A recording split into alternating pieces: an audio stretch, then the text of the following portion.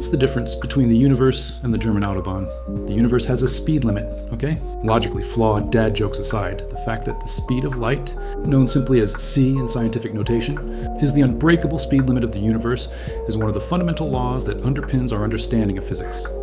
If you are fascinated by the fundamental laws governing our universe, hit that subscribe button.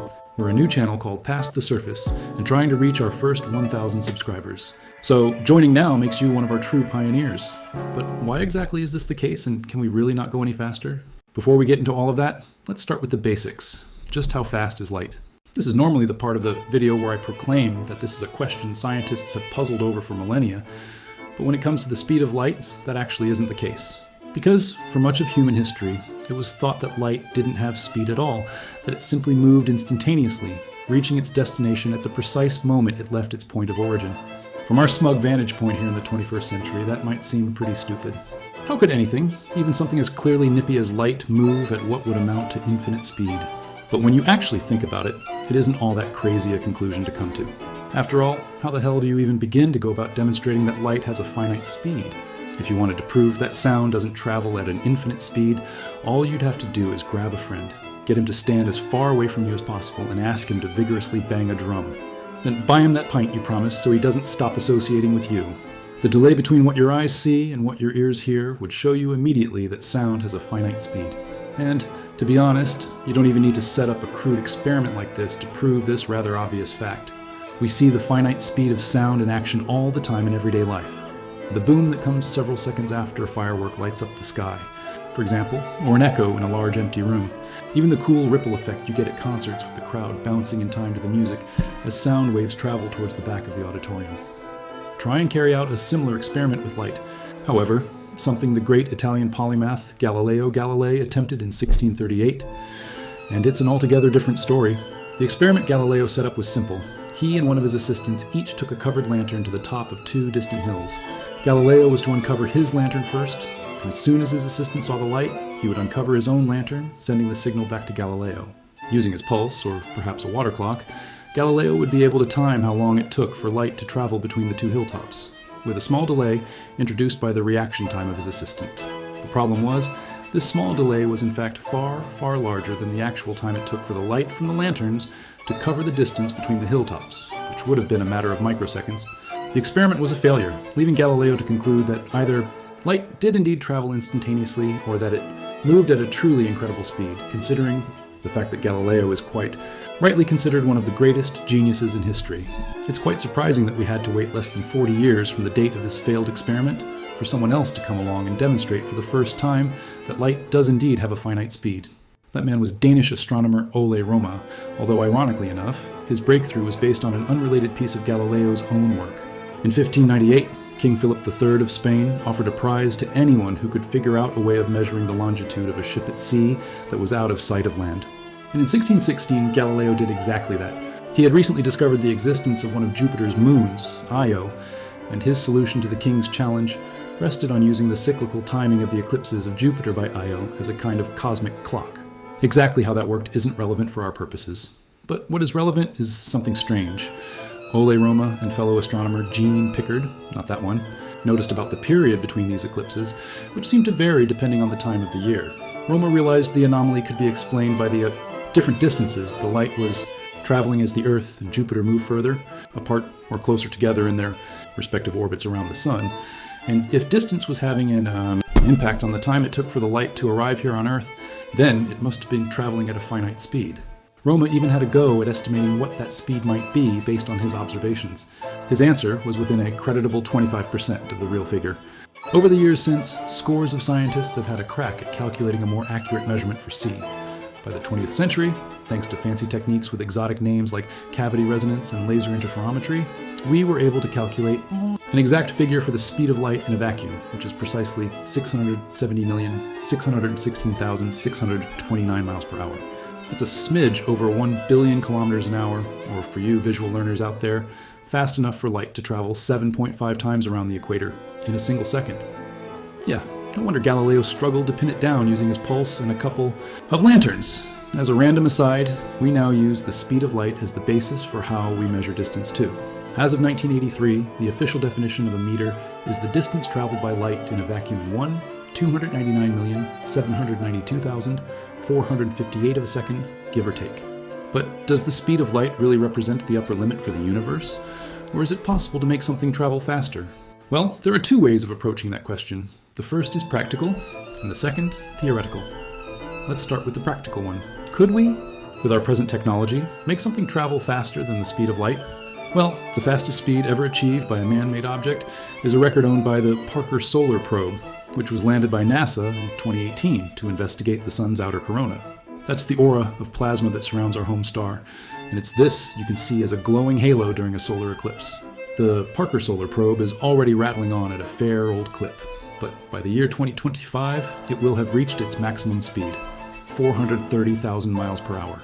That's pretty damn fast. For context, a high-velocity bullet fired from a modern rifle might reach a maximum speed of around 2,500 miles per hour, which is only about 0.6% of the speed that the Parker Solar Probe will top out at. If Superman had a baby with Sonic the Hedgehog, it wouldn't come close to the speed of the Parker Solar Probe. Yet the probe, the bullet, or the mutant superhero offspring for that matter, still ain't got nothing on light.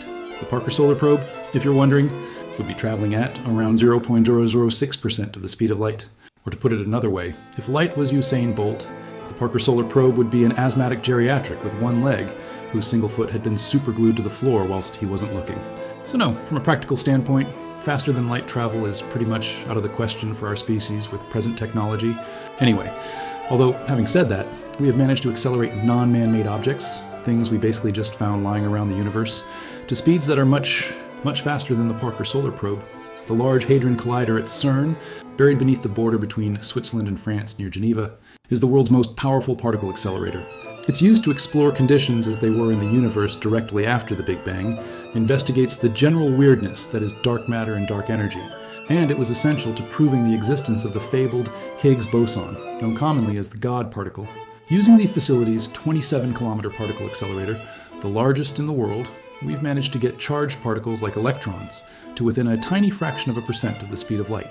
But no matter how hard we try, we've never quite been able to get them all the way there, and we never will. Because here's where we come to the theoretical part of the answer to our question. And unfortunately, it leaves very little wiggle room for FTL travel. As an object moves faster, it appears to gain mass. This isn't something we're aware of on a day-to-day basis, because the effect only really kicks in when we get very close to the speed of light. But we have to be able to measure it experimentally in particle accelerators like the Large Hadron Collider. The closer we get to the speed of light, the more an object's mass increases, and the more energy is required to accelerate that object any further. Before it actually reaches the speed of light, both its mass and therefore the energy required to accelerate it further appear to become infinite. Put simply, the laws of physics are pretty clear on the impossibility of superluminal travel. Thanks, Einstein. But wait a second. If light speed travel is impossible, how come light can do it? That's because light is made up of photons. And like a supermodel after 2 months of cucumber juice and paying a charlatan in a lab coat to suck her bowels for a plastic tube, photons have no mass, meaning they're exempt from the above relationship between mass and energy. In fact, photons can only travel at the speed of light, never faster and never slower. You may have heard that light slows down when it passes through a medium like water or glass, and that's true, but the photons themselves never slow down. They don't experience acceleration or deceleration either. The moment they are brought into existence, they are traveling at the speed of light. So I guess that about wraps things up for this video, or does it? Because, hang on a second, couldn't I myself push light over this apparently unbreakable speed limit of our universe just by going for a light jog? Now, as you can probably imagine, I'm a pretty nifty mover, with a top speed clocked at a solid 19 miles per hour. 20 if I have trimmed my mustache. Drag coefficient can be a bitch. If I were to run at said top speed whilst holding a shining torch out in front of me, the light from that torch would be traveling a smidge over the speed of light, at precisely c plus 20 miles per hour, thus breaking the unbreakable speed limit of our universe, right? Actually, wrong. Whilst the logic seems to check out, except maybe for the part about my top speed, I'm not as young as I used to be. It turns out that not even light can break the universe's speed limit.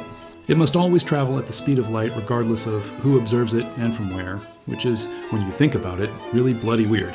According to classical relativity, velocity is a relative concept. If you're standing on the platform, a passing train might appear to be traveling at 100 miles per hour relative to you. But to a passenger on the train, providing they don't happen to be looking out of the window, the train would appear to be stationary. It's all a matter of perspective.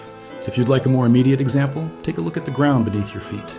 I'm assuming it's nice and stationary right now, assuming you haven't been sampling any of those funny colored pills again lately.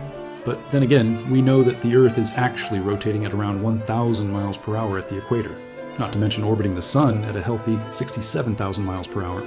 So if you change your frame of reference, the ground beneath your feet is actually moving very, very fast indeed. An object's speed all depends on the relative speed of the observer, but light doesn't work that way. You could, in fact, attach a torch to the front of a rocket traveling at 99% of the speed of light, and the light from that torch would still be traveling at precisely the speed of light, no matter where you are observing it from. So how can this be possible? Like many of science's most annoying problems, it was Einstein who got to the bottom of this apparent paradox. His stroke of genius was to realize that if the speed of light wasn't changing, even as the relative velocities of the objects around it were, something else must be changing: time. Put simply, the faster an object moves through space, not only does it appear to gain mass, it also moves more slowly through time. Einstein had come to the startling realization that time was not constant, as had always been believed, and the foundation for his theory of special relativity was laid. The logical inference of this discovery is that light is a constant. That's why it gets to join a special club with a very limited membership, the Universal Constant Club, sometimes called physical constants. These are measurable components of the universe that never change, such as gravity. The idea that time slows down for objects traveling at speed is, for once of a better phrase, trippy as all hell. But this relativistic effect, known as time dilation, can actually be measured in the real world. So it isn't just some theoretical weirdness that's confined to the pages of our physics textbooks. In October 1971, physicists Joseph Haffel and Richard Keating conducted an experiment where 4 incredibly accurate cesium beam atomic clocks were flown twice around the world aboard commercial airplanes. When they compared the clocks with others that had spent the duration of the experiment chilling on terra firma, they found that the times displayed were different. Time on the airplanes had passed more slowly than it had on the ground. Not only that, the amount by which time had slowed exactly mirrored Einstein's predictions. But before you go booking yourself on a never-ending flight around the world tour in the hopes of outliving all of us suckers down here on Earth, at the kind of speeds we're talking about here, the slowing of time is measured in nanoseconds. Still, our global GPS system, which relies on satellites whizzing around in orbit at high speed to triangulate positions here on Earth, has to account for time dilation, or else that handy map in your mobile phone would cease to be usable at all. Okay, enough of the mind and time-bending stuff. The key takeaway from this video is that FTL travel isn't possible because, well, Einstein says so. Alright, although now, don't get all excited or anything, but there may just be a way of achieving FTL travel without actually accidentally breaking any fundamental laws of the universe in the process. A loophole, if you will. Although confusingly, this loophole is actually a wormhole.